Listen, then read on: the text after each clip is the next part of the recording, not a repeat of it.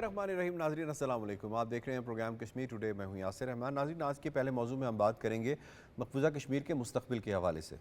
मकबूजा कश्मीर का मुस्तक़बिल हमारी जो नौजवान नस्ल है, हमारे जो बच्चे हैं, उनसे वाबस्ता है और वो मुस्तक़बिल उसी के ऊपर हिंदुस्तान का पूरा ज़ोर है कि इस मुस्तक़बिल को किसी तरीके से तारीख़ कर दिया जाए। और उसके लिए कई ऐसे हरबे इस्तेमाल किए जा रहे हैं कि ना तो इनके पास अच्छी खुराक हो, ना इनके पास पहनने के लिए कपड़े हों, ना इनके पास तालीम हो, ना इनकी अच्छी सी तरबियत की जा सके। ज़हनी तौर पे इनको तनाव का शिकार किया जाए ताकि ये कई नफसियाती मसाइल और बीमारियों क्या लाहक हो सकें। और उसके साथ साथ जो डेटा सामने आ रहा है मकबूजा कश्मीर में मुख्तलिफ ज़हनी अमराज के इदारों के हवाले से, उनकी रिसर्च के हवाले से, तो सबसे ज़्यादा जो दो तबकात मुतासिर हैं ज़हनी तनाव और अमराज के हवाले से, वो ख़वातीन और बच्चे मुतासिर हैं। ये वो बच्चे हैं जिन्हें यतीम बच्चे कहा जाता है, जिनका कोई वाली वारिस नहीं है। स्टेट जो मकबूजा कश्मीर की नाम नहाद कठपुतली इंतज़ामिया है, चाहे वो LG सिन्हा की गवर्नमेंट हो या चाहे वो उमर अब्दुल्ला की कठपुतली हुकूमत हो, उसने किसी तौर पे भी इनको अडॉप्ट नहीं किया है। आज जो डेटा मैं आपके सामने पेश करूंगा, ये डेटा ख़ुद हिंदुस्तान के जो स्टूजेस वहाँ पे इम्प्लांट किए गए हैं, वहाँ पे इंस्टॉल किए गए हैं, उन्हीं की तरफ से जारी करदा डेटा है और ये काफ़ी होशरुबा डेटा है। और इस डेटे से हमें ये पता चलता है कि मकबूजा कश्मीर के इन बच्चों को, जो हमारा मुस्तक़बिल हैं, जिन्होंने तहरीक आज़ादी कश्मीर को आगे लेकर जाना है, उनके साथ क्या सलूक रवा रखा जा रहा है। एक सुतेली माँ होता है, सुतेली माँ का सलूक रवा रखा जाना, एक आपने मुहावरा सुना होगा, लेकिन यहाँ पे तो सुतेली माँ का जो है कॉन्सेप्ट ही नहीं है। यहाँ पे तो उनके साथ जिस बेदर्दी के साथ सलूक रवा रखा जा रहा है, वो बिल्कुल ऐसे लगता है जैसे कि ये बच्चे किसी और इलाके से आए हुए हैं और उनके साथ इस तरह का सलूक रवा रखा जा रहा है, जिसके नताइज ये निकल रहे हैं कि वो बच्चे मेल न्यूट्रिशन का शिकार हैं, जिसके नताइज ये निकल रहे हैं कि वो नफसियाती अमराज का शिकार हैं, जिसके नताइज ये निकल रहे हैं कि आउट ऑफ स्कूल उनकी जो परसेंटेज है उनमें डे ब डे इजाफा हो रहा है, जिसके नताइज ये निकल रहे हैं कि जो बाहर के हिंदुस्तानी बच्चे हैं उनको मकबूजा कश्मीर में लाकर आबाद किया जा रहा है और उनको वो तमाम वसाइल दस्तयाब हैं जो कि जिन पे इन कश्मीरी बच्चों का हक है। 1,14,416 बच्चे मकबूजा कश्मीर में मेल न्यूट्रिशन का शिकार हैं। ये संजीव वर्मा एक ओहदेदार है, सोशल वेलफेयर डिपार्टमेंट का कमिश्नर है, ये इसने डेटा आश्कार किया है और इसमें मज़ीद इसने ब्रेकअप दिया है, ये भी आपको बताएं, जो काफ़ी ज़्यादा तकलीफ़ दे है। 24,261 वो बच्चे हैं जो कि सीवियर एक्यूट मेल न्यूट्रिशन का शिकार हैं, यानी जिन्हें शायद एक वक्त का खाना भी मैसर नहीं है। 69,177 वो बच्चे हैं जिन्हें मॉडरेट मेल न्यूट्रिशन में डाला गया है। मेल न्यूट्रिशन का शिकार ये भी हैं। 20,978 बच्चे वो हैं जो एनीमिक केसेस हैं, जिनके अंदर एनीमिया डेवलप हो रहा है, यानी खून की कमी डेवलप हो रही है खुराक की कमी की वजह से। इनका ये दावा है कि 116 हमने घर बनाए हैं जो कि चाइल्ड केयर इंस्टीट्यूशंस के लिए काम कर रहे हैं। सवाल यहाँ पे ये बनता है कि इन्होंने ये कहा है कि 2,496 करोड़ का हमारे पास बजट है जो इस मकसद के लिए रखा गया है। अगर 2,496 करोड़ का जो इतना बड़ा बजट है आपके पास, ये लगाया जाता तो 1,14,416 बच्चे मेल न्यूट्रिशन का शिकार होते। बहुत बड़ा सवाल है ये, इस पर बात करेंगे। ज़बरदस्त पैनल ने आज हमें ज्वाइन किया है। आज हमारा स्टूडियोज़ में साथ दे रहे हैं प्रोफेसर मसूद हज़ारवी साहब। आप स्कॉलर हैं और एनालिस्ट हैं और ओवरसीज़ पाकिस्तानीज़ को रिप्रेजेंट करते हैं। हम आपका प्रोग्राम में खुश आमदीद करते हैं आपको। हमें शेख अब्दुल माजिद साहब ने ज्वाइन किया, आप हुर्रियत को रिप्रेजेंट कर रहे हैं, सीनियर हुर्रियत रहनुमा हैं। ख्वाजा अब्दुल मतीन साहब हमें ज्वाइन कर रहे हैं, किसी तारुफ के मोहताज नहीं, नामवर तजियाकार और सीनियर सहाफ़ी हैं। और हमें स्काइप के ज़रिए फ़ातिमा जावेद साहिबा ज्वाइन कर रही हैं, आप एनालिस्ट हैं। फ़ातिमा, आपको भी हम प्रोग्राम में खुश आमदीद कहते हैं। इससे पहले सवालों का बाकायदा आगाज़ किया जाए, आपको इसी हवाले से एक रिपोर्ट मुरतब की है, वो दिखाते हैं। हिंदुस्तान ने मकबूजा जम्मू व कश्मीर में नौजवानों के बाद बच्चों का मुस्तकबिल तबाह करने में भी कोई कसर नहीं छोड़ी। मकबूजा कश्मीर के एक सीनियर अफसर ने इंकशाफ किया है कि मकबूजा खित्ते में इस वक्त 1,14,416 बच्चे ग़िज़ाई क़िल्लत का शिकार हैं। रिपोर्ट के मुताबिक 24,000 बच्चों को शदीद ग़िज़ाई क़िल्लत का सामना है। 69,177 عمومی غذائی قلت اور 20,978 بچے خون کی کمی کا شکار ہیں۔ کشمیریوں پر روزگار کے دروازے بند کرنے، معاشی سرگرمیوں کو نشانہ بنانے اور انہیں غربت میں دھکیلنے جیسی ہندوستانی پالیسیوں نے نئی نسل کا مستقبل تباہ کر دیا ہے۔ رپورٹ نے مقبوضہ کشمیر میں ہندوستان کی نام نہاد گڈ گورننس اور عوام کو خوراک سمیت صحت کی عدم سہولیات کو بے نقاب کر دیا ہے۔ مقبوضہ جموں و کشمیر میں 1989 سے لے کر مارچ 2025 تک ہندوستانی فوج کے ظلم و بربریت، انسانیت سوز مظالم، گرفتاریاں، تشدد اور جعلی مقابلوں میں 96,400 سے زائد کشمیریوں کو شہید کیا جا چکا ہے، جس سے 1,07,977 بچے یتیم ہوئے۔ حکومتی عدم سرپرستی اور مناسب روزگار نہ ہونے پر نہ تو ان کی غذائی ضروریات پوری ہو رہی ہیں اور نہ ہی بیمار ہونے پر انہیں علاج معالجے کی مناسب سہولیات میسر ہیں۔ اپنی مدد آپ کے تحت زندگی گزارنے پر مجبور یہ بچے ہندوستان کی متنازع پالیسیوں اور ظلم و جبر کے باعث ذہنی بیماریوں کا بھی شکار ہو رہے ہیں۔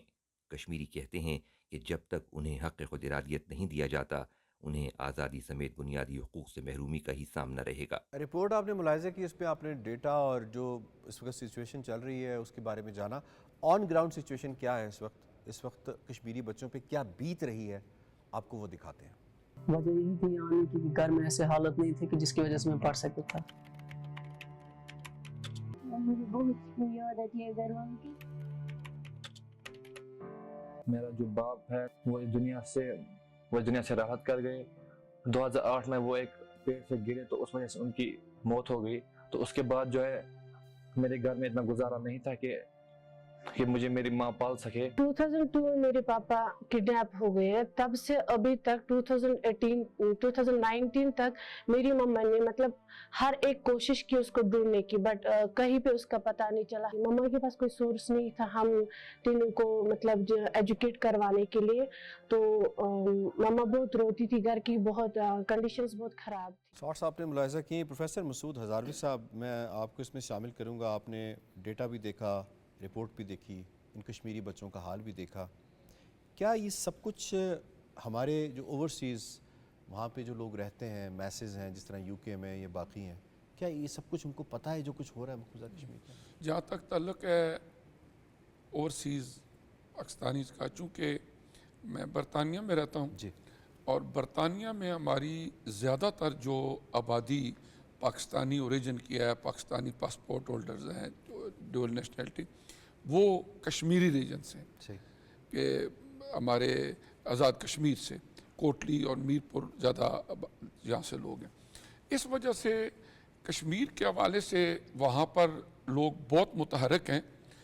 ایک چیز ضرور ہے کہ نظریاتی اختلافات اپنی جگہ اس حوالے سے، لیکن وہاں پر مسئلہ کشمیر کو ہر فورم کے اوپر اجاگر کیا جاتا ہے، اور خصوصی طور پر جو آج کا ہمارا ٹاپک ہے، ابھی جو آپ نے فیکٹس فگر بتائے اور جو ابھی ہم نے فوٹیج دیکھی اور ویڈیوز دیکھی کہ کشمیر کے اندر جہاں پر دیگر انسانی حقوق کی خلاف ورزی ہوتی ہے، وہاں پر جو چھوٹے بچوں کے حقوق کو تلف کیا جاتا ہے، ان پر ظلم و زیادتی کی جاتی ہے، ان کو والدین سے دور رکھا جاتا ہے، وہاں پر خوراک کی کمی ہے، وہاں پر بیسک جو لائف کی فیسلٹیز ہیں ان کی وہاں پر کمی ہے۔ یہ میں سمجھتا ہوں کہ بھارت کے ماتھے کے اوپر ایک بدنما داغ ہے جو دنیا کے اندر اپنے آپ کو امن کا اور جمہوریت کا ایک بہت بڑا چیمپئن ثابت کرنے کی کوشش کرتا ہے۔ اور مقبوضہ کشمیر کے اندر جو بچوں کے ساتھ یہ ظلم و زیادتی ہو رہی ہے، اس حوالے سے ہم نے وہاں کئی مارچ کیے، پارلیمنٹ ہاؤس کے سامنے، انڈین ایمبیسی کے سامنے، اور ہر سال میں تقریباً کم از کم 7-8 مواقع ایسے آتے ہیں کہ جس کے اندر پورے برطانیہ سے لوگ جو ہے وہ اکٹھے ہوتے ہیں۔ اور پروفیسر صاحب قطع کلامی کی معذرت، یہ فرمائیے گا کہ جس طرح سے ویسٹ بالخصوص ہیومن رائٹس کی خیال رکھتی ہو، تو کہتے ہیں جانوروں کے بھی بہت زیادہ رائٹس ہیں، اور اس کے حوالے سے بھی وہ ہمیں کیمپین کرتے ہوئے نظر آتے ہیں۔ یہ آپ نے بچے دیکھے، یہ انسان کے بچے ہیں، اور ان کی بھی ویلیوز اس طرح ہی ہے جیسے ویسٹ میں رہنے والے بچوں کی ہیں۔ ڈونٹ یو تھنک کہ ان کے لیے جو آواز اٹھنی چاہیے تھی ویسٹ کے حلقوں کے اندر، پار سینٹرز کے اندر، ان میں کمی ہے؟ جی بالکل، میں تو سمجھتا ہوں کہ جو مغرب ہے اس حوالے سے ٹو بی فرینک ان کی دوغلا پالیسی ہے. اپنے ملک کے لیے ہیومن رائٹس یا اپنے جو ہم خیال ممالک ہیں ان کے لیے ان کی ہیومن رائٹس کی ڈفرینٹ تعریف ہے. اور اس کے علاوہ خواہ وہ مقبوضہ کشمیر ہو یا غزہ ہو یا کوئی اور جگہ ہو, وہاں پر جو ہیومن رائٹس کی وائلیشن ہوتی ہے اس پر نہ صرف وہ مذمت نہیں کرتے بلکہ اس میں تعاون بھی کرتے ہیں اور ایسا کرنے والوں کو حوصلہ بھی دیتے ہیں, اپریشیٹ بھی کرتے ہیں, جو کہ انتہائی افسوسناک ہے. اور خصوصاً انڈیا کے پرائم منسٹر مودی صاحب جب لنڈن جا رہے تھے تو وہاں پر بہت بڑے پروٹیسٹ ہوئے کہ یہ ہیومن رائٹس کی وائلیشن کے ان کو نہ آنے دیا جائے یہاں پر, لیکن اس کے باوجود حکومت نے کسی طرف کوئی توجہ نہیں دی. اسی طرح دیگر بھی ہے. میں یہ سمجھتا ہوں کہ اگر یورپین یا امریکن یا برطانوی حکومتیں اپنے آپ کو, اپنی تہذیب کو بنیاد ہی یہی دیتے ہیں کہ ہم ہیومن رائٹس کے چیمپئن ہیں, تو انہیں ضروری اور خصوصی طور پر جو مقبوضہ کشمیر کے اندر یہ وائلیشن ہو رہی ہے اس طرف توجہ دینی چاہیے اور باقاعدہ طور پر انڈیا کے اوپر پابندیاں عائد کرنی چاہیے. اور سب سے بڑا جو ہمارا ادارہ ورلڈ وائڈ ہے یونائٹڈ نیشنز, سب سے پہلے تو انہیں ہی ایکشن لینا چاہیے وہاں پر, لیکن ایسا بھی نہیں ہوتا. ٹھیک. آپ نے بڑے ڈیٹیل کے ساتھ بتایا کہ اس وقت یورپ کے اندر اور بالخصوص یو کے اندر کیا مائنڈ سیٹ چل رہا ہے. شیخ صاحب, آن گراؤنڈ سچویشن کیا بتاتی ہے ہمیں؟ 1,14,416 بچے, یہ ان کا ڈیٹا ہے. اس سے یہ بچے کہیں زیادہ ہیں جو اکثر یہ چھپاتے ہیں, اور اس سے ہمیں کیا پتہ چلتا ہے کہ اس وقت ہمارا جو مستقبل جن کے ہاتھوں میں ہے, ہمارے جو بچے ہیں, ان کے ساتھ انڈیا کیا کر رہا ہے؟ سب سے پہلے تو میں توجہ آپ کی اور اپنے ناظرین کی ایک چیز کی طرف دلانا چاہوں گا, وہ یہ ہے کہ غذائی قلت کہاں پیدا ہوتی ہے. اس کے کچھ وجوہات ہوتی ہیں.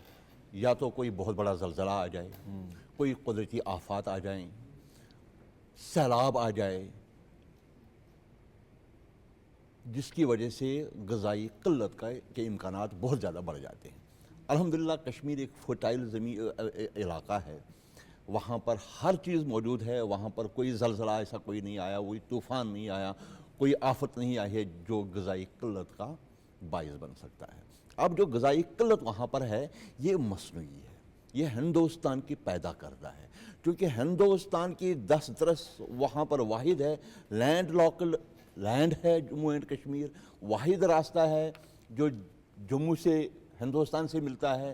کشمیر کا جو دوسرا راستہ تھا ہمارا مظفر آباد کی طرف, اس میں انہوں نے جو سی بی ایم کے تحت ایک ٹریڈ شروع کیا تھا, اس نے بڑا فائدہ دیا تھا کسی حد تک, لیکن وہ انہوں نے یہ فرمائیے گا, آپ نے غذائی قلت کے حوالے سے بات کی, تو اگر آپ ڈیٹا دیکھیں اور اس کو انالائز کریں تو مور دین 90% of the children belong to the people who are involved in the تحریک. یہ غذائی قلت صرف ان کے لیے کیوں ہے؟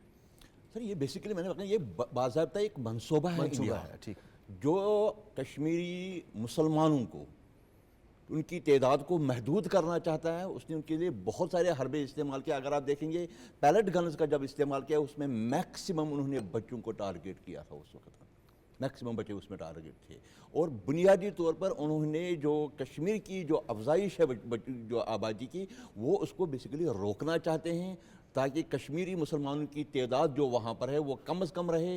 ڈیموگرافک چینجز کے تحت, اور جو انہوں نے ڈومیسائلز کا بہت بڑی جو ہے نا ریموٹ طریقے سے انڈینز کو دینی شروع کر دی ہے, ان کو وہاں آباد کر رہے ہیں تاکہ وہاں پر کشمیری مسلمان مائنارٹیز میں آ جائیں. کیونکہ اس کی ابتدا انہوں نے کشمیری بچوں کو ایلیمنیٹ کرنے کے لیے ان میں غذائی قلت پیدا کی ہے, جس کی وجہ سے وہ ہندوستان اپنے منصوبے آگے بڑھا رہا ہے. اور یہ بیسیکلی یہ ایک ہی ایجنڈا ہندوستان کا ہے, وہ ہے ہندوتوا کا ایجنڈا, کہ وہ کشمیر کو بھی ایک ہندوتوا اسٹیٹ میں تبدیل کرنا چاہتا ہے. صحیح ہے. خواجہ صاحب آپ کی طرف میں آؤں گا, فرمائیے گا یہ جو میں نے بجٹ بتایا ہے 2,496 کروڑ, یہ کاغذوں میں ہے, آن گراؤنڈ یہ اگر لگتا ہے تو کیا یہ بچے میل نیوٹریشن کا شکار ہوتے؟ اچھا یاسر صاحب, سب سے پہلے میں آپ کو اپریشیٹ کرنا چاہوں گا کہ یہ جو بڑا ٹچی موضوع کا انتخاب کیا ہے آپ نے. کشمیر کے جو بوڑھے ہیں وہ جیلوں میں بند کر دیے گئے ہیں, جو نوجوان ہیں ان کو شہید کیا جا رہا ہے, اور جو بچے ہیں ان کو غذائی قلت کا شکار کر کے موت کے منہ میں دھکیلا جا رہا ہے. یہ ہے جو شیخ عبد الماجد صاحب نے بات کی ہے، ہندوستان کا ایک منصوبہ لکھا پڑھا سوچا سمجھا، ٹھیک ہے۔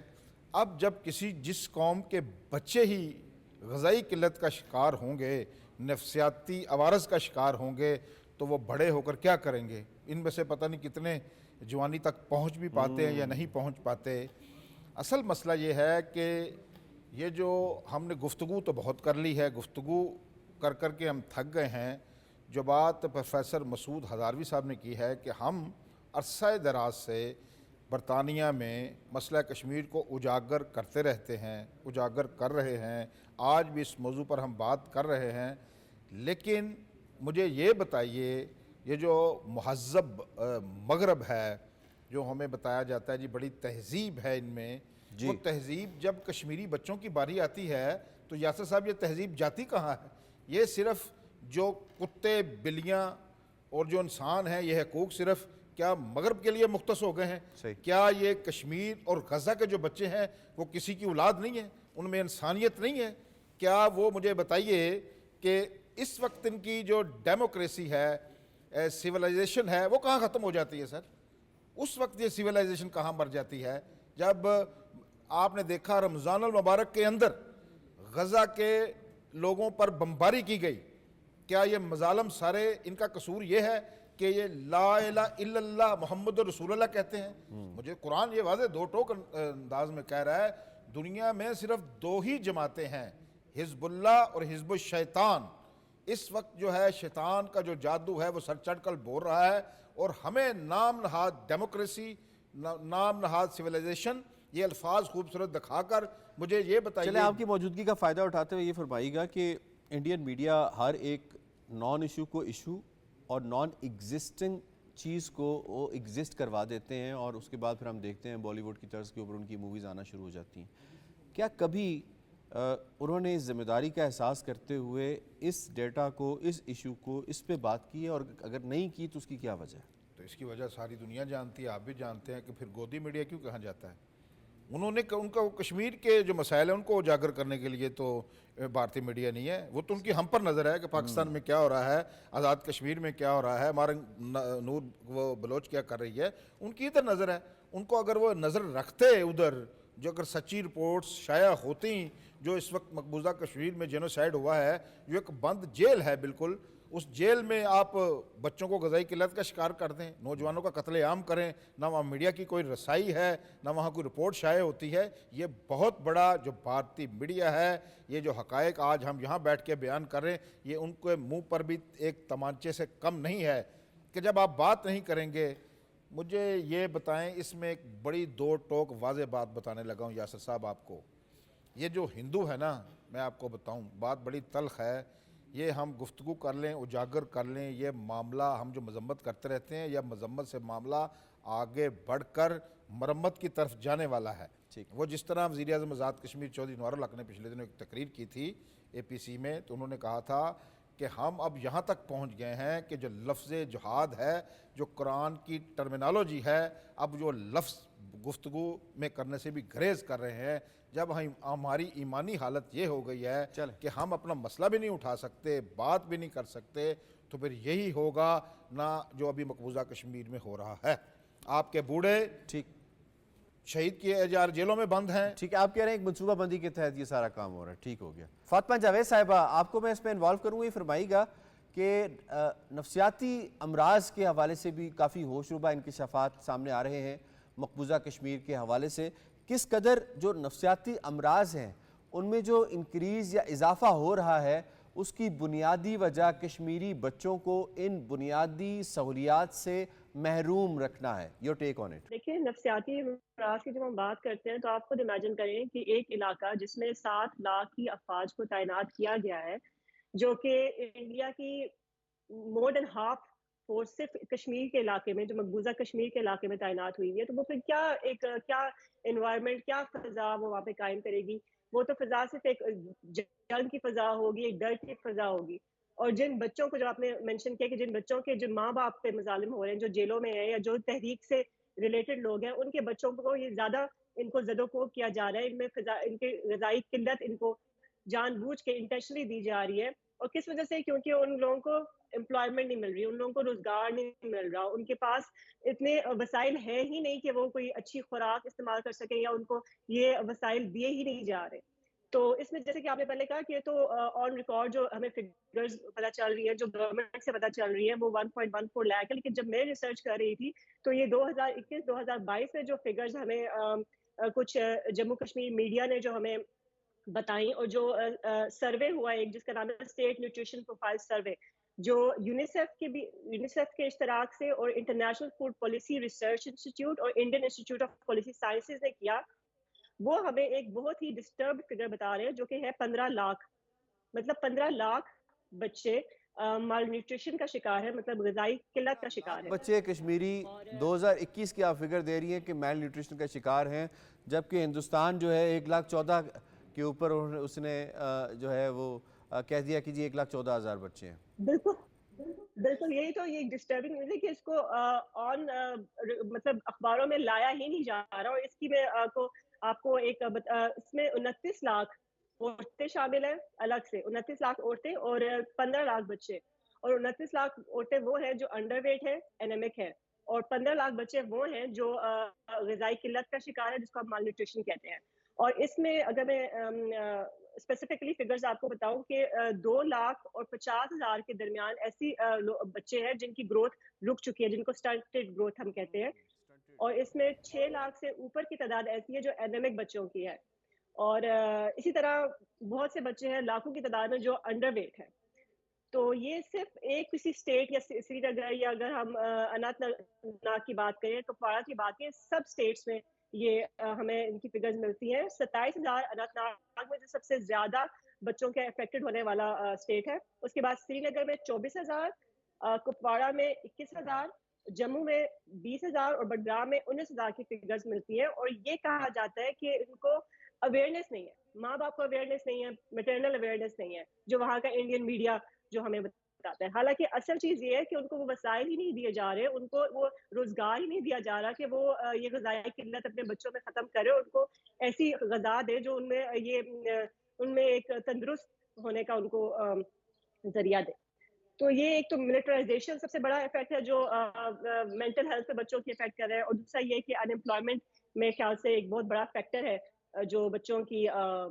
فاطمہ یہ بتائیے گا کہ جس طرح کا آپ نے ڈیٹا پریزنٹ کیا ہے, یقیناً یہ ڈیٹا یونیسیف بیک ڈیٹا ہے, اس پہ کسی قسم کا کوئی آرگیومنٹ نہیں کیا جا سکتا.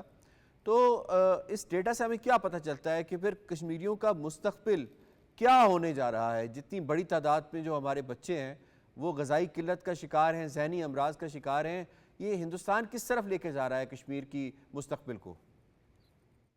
دیکھیے یہ جو مودی گورنمنٹ ہے نا, جو ہم جس کو ڈیموکریسی تو نہیں ڈکٹیٹرشپ کہتے ہیں, ان کا ایم یہ ہے کہ ڈیموگرافی چینج کرے کشمیر کی. جو ہماری آنے والی ینگ جنریشن ہے وہ اتنی کمزور ہو جائے کہ وہ شاید جو پہلے بھائی نے مینشن کی کہ جوانی کی عمر تک پہنچ ہی نہ سکے. تو ہندوؤں کو آگے لایا جائے گا ایونچولی, اور جو ہماری مسلم کمیونٹی میں مسلم میجورٹی تھی جو کشمیر میں, مقبوضہ کشمیر میں, اس کو مینٹلی, اس کو ہیلتھ وائز ہر طریقے سے اس کو زدوکوب کیا جائے گا. ہم لوگ فلسطین کی بات کرتے ہیں, ہمارے اپنے ہمسائے میں اتنا ظلم ہو رہا ہے جو کہ ایک فورگوٹن کانفلکٹ جس کو کہتے ہیں نا, بن گیا کشمیر ایشو. جیسے آپ کہتے ہیں کہ ویسٹ میں اتنی آواز نہیں اٹھائی جاتی جتنی اٹھانی چاہیے, تو اس کا مین ریزن یہ ہے کہ اس کو دبا دیا گیا ہے, اور اتنے ایشوز آگے کھڑے کر دیے گئے کہ جو ہماری اپنا مین جو ہمارے گھر کا ایشو ہے اس کو ہر طریقے سے اس کو سائلنٹ موڈ میں کر دیا گیا. اور صرف ایک صحیح ہے, کیرن ہمیں باقی ایشوز پہ بھی بات کرنی ہے, وہ بھی ضروری ہیں, وہ بھی انسانی حقوق کے معاملے ہیں, لیکن یہ جس طرح آپ نے بتایا مقبوضہ کشمیر کی صورتحال کے حوالے سے, اچھا میں سب آپ کو اس میں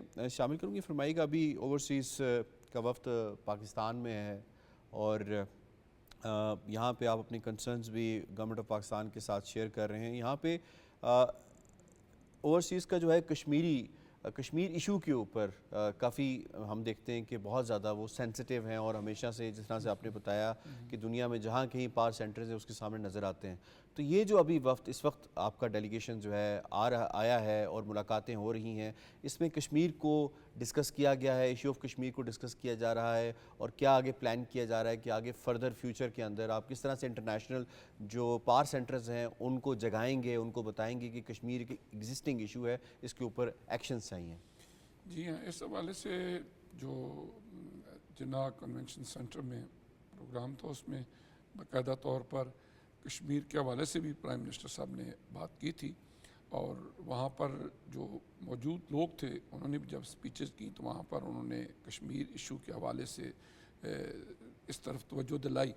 اور کشمیر کے حوالے سے ہمیشہ ہی جو اوورسیز پاکستانی ہیں وہ کوئی بھی فورم ہو اس پہ مثلاً ہمارے وہاں پر باقاعدہ طور پر جو ڈائجسٹ نکلتے ہیں، ہمارے ٹی وی پروگرامز ہوتے ہیں وہاں برطانیہ کے اندر، وہاں پر ہمارے جو پارلیمنٹیرینز ہیں وہ بھی اور دیگر بھی جس بھی شعبے کے لوگ ہیں وہ کشمیر ایشو کے اوپر بات کرتے ہیں. اور ابھی بھی کشمیر کے حوالے سے بات ہوئی، بلکہ کشمیر کے اگر آپ آزاد کشمیر کا دیکھیں باقاعدہ طور پر میرپور ایئرپورٹ کا اعلان بھی پرائم منسٹر صاحب نے کیا کہ اس کے لیے ایک رپورٹ تیار کی جا رہی ہے اور ہوپفلی وہ تعمیر ہوگا.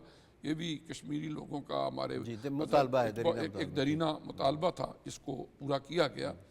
اور میں یہ سمجھتا ہوں کہ برطانیہ کے اندر یا امریکہ کے اندر یا وہاں پر رہ کر اس ایشو کو اجاگر کرنا زیادہ مؤثر ہے. اپنے ملک کے اندر تو ہم احتجاج کرتے ہی کرتے ہیں، لیکن وہاں پر اس کی ایک وجہ یہ ہے کہ ان لوگوں کا پیدا کردہ یہ مسئلہ ہے، مسئلہ ہے کشمیر پارٹیشن کے وقت انفینشڈ ایجنڈا کہا جاتا ہے اس کو، بالکل ان کا ہی پیدا کرتا ہے. پھر اس کے بعد یہ ہے کہ وہ لوگ اگر چاہیں کہ حقیقی معنوں کے اندر جو یہ ظلم زیادتی ہو رہی ہے اور حقوق کو سلب کیا جا رہا ہے، اور جب ہم اپنے ممالک کے اندر یا اپنے لوگوں کے لیے کسی تھوڑی سی وائلیشن کو بھی برداشت نہیں کرتے. میں ایک چھوٹی سی آپ کو مثال دیتا ہوں کہ اگر میں اپنے گھر سے باہر یا کوئی وہاں بندہ کسی ایک بلی کو کسی ایک کتے کو پتھر مار دے، وہ زخمی ہو جائے، وہاں سے چھوٹی سی ویڈیو بن جائے اور وائرل ہو جائے، جتنی پیٹس کی اور وہاں پر تنظیمیں ہیں جانوروں کے حقوق کی، وہ کہیں گے کہ اس کو ساری زندگی جیل میں رکھو، اس نے اس بلی کو. آپ کہہ رہے ہیں کہ اس کنونشن میں بڑے ایفیکٹولی بات کی گئی ہے مسئلہ کشمیر کے حوالے سے بھی. کشمیر کے حوالے سے بات کی گئی ہے، لیکن میں جو بات عرض کرنا چاہ رہا تھا وہ یہ ہے کہ جب ہم بات کرتے ہیں وہاں پر اس ظلم و زیادتی کی تو انفارچونیٹلی اس کو وہ وزن نہیں دیا جاتا ان پارلیمنٹس کے اندر جو کہ دینا جانا چاہنا چاہیے، لیکن ہم اپنی آواز بلند کرتے رہتے ہیں. زبردست. Sheikh Abdul Majid Sahab, towards the very last end of this segment of the programme تھوڑا سا کمپیریزن اگر ہم ڈرا کر لیں. آپ مقبوضہ کشمیر سے ہیں، آپ پاکستان میں آئے، آزاد کشمیر میں آئے، جو سہولتیں آپ کے بچوں کو ہوں، جو ایونیوز آپ کے بچوں کو ہیں، چاہے وہ دنیا میں جہاں کہیں جا کے پڑھ سکتے ہیں، کیا وہ آج کا جو کشمیری ہے جو مقبوضہ کشمیر میں رہ رہا ہے، کیا وہ ایونیوز اس کو اویلیبل ہیں؟ اپنا پرسنل ایکسپیرینس آپ بتا دیں تو ہمارے ناظرین کے لیے بڑا اچھا ہوگا. بہت ہی اچھا آپ نے سوال کیا. میں تھوڑا سا پروفیسر صاحب نے جو بات کی اس کو تھوڑا سا میں پہلے ایڈیشن کرنا چاہوں گا. دیکھیں سر، ہم دنیا میں تو بات کر لیتے ہیں غذائی قلت. میں اس پروگرام کی توسط سے دنیا کو کے سامنے یہ میسیج رکھنا چاہتا ہوں کہ اس کو ہم اوور کم کیسے کریں گے.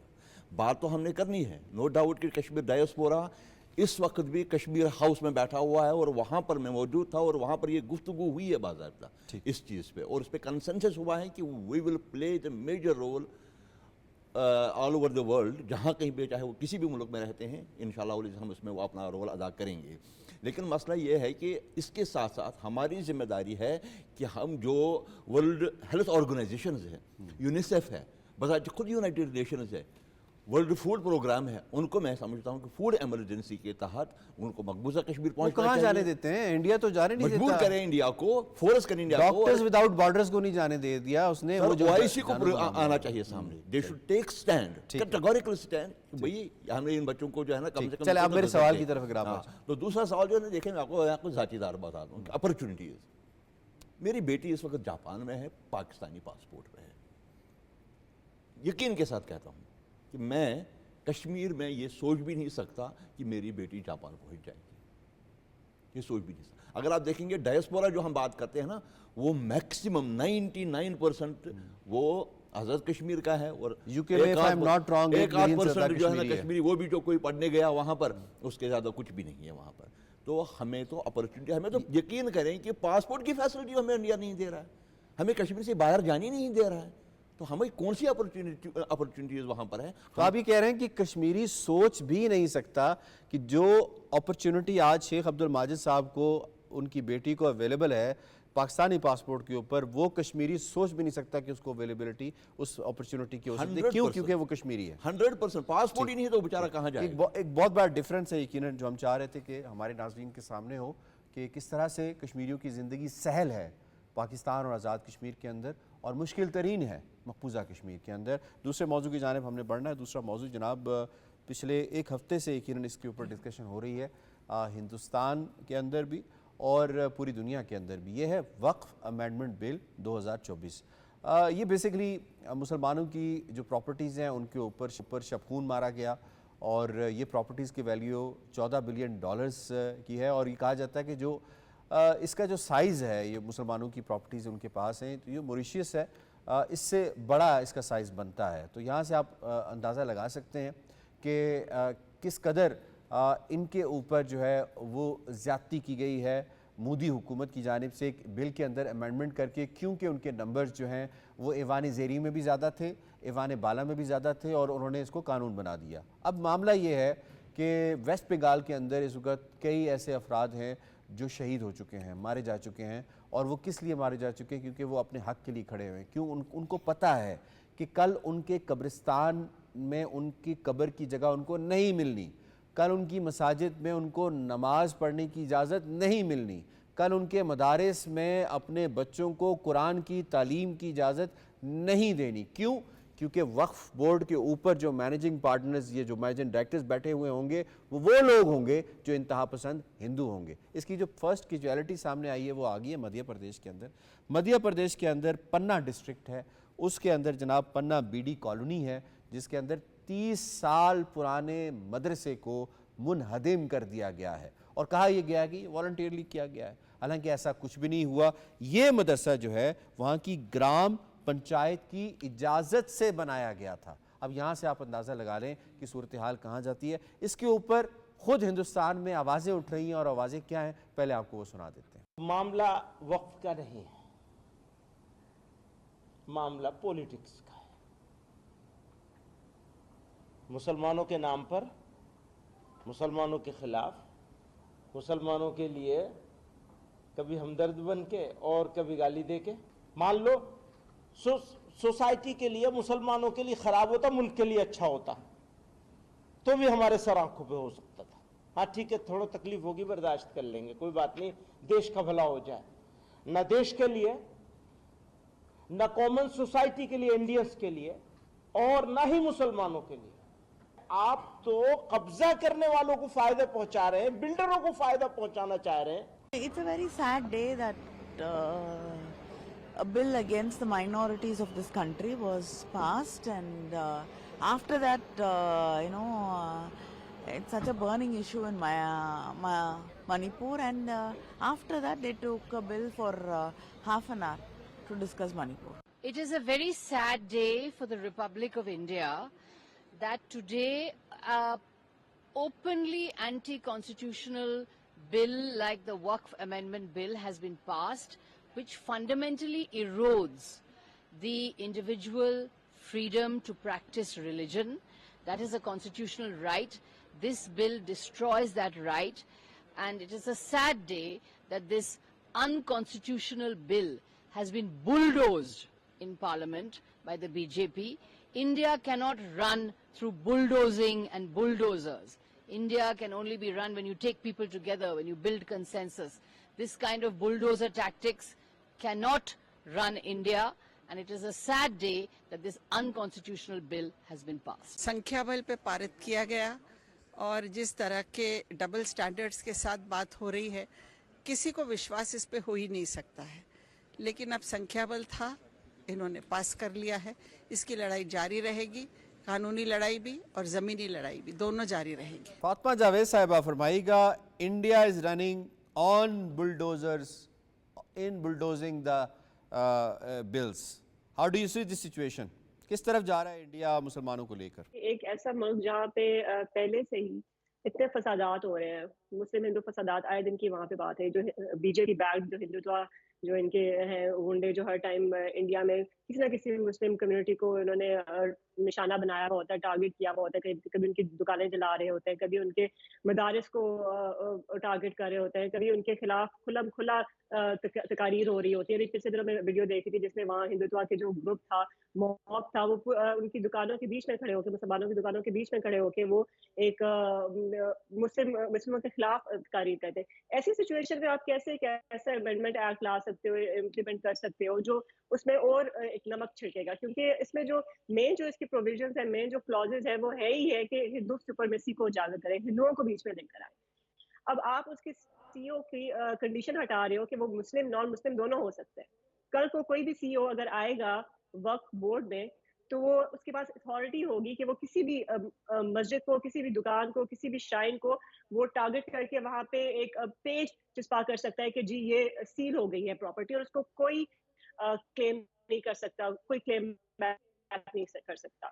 और जो मेजॉरिटी जो वहाँ की मसाजिद है, दुकानें हैं, वो उनका जो इशू चली गवर्नमेंट के साथ रहा है। तो अगर गवर्नमेंट वक्फ बोर्ड में आ जाएगी तो किस तरीके से वहाँ के जो लोकल लोग हैं वो अपनी प्रॉपर्टी किस तरीके से उसको बचा सकेंगे? मुझे नहीं लगता कि वो कोई उन्होंने ऐसा प्रोविजन पीछे छोड़ा है जो मुसलमानों के फेवर में जाएगा इस लिहाज से।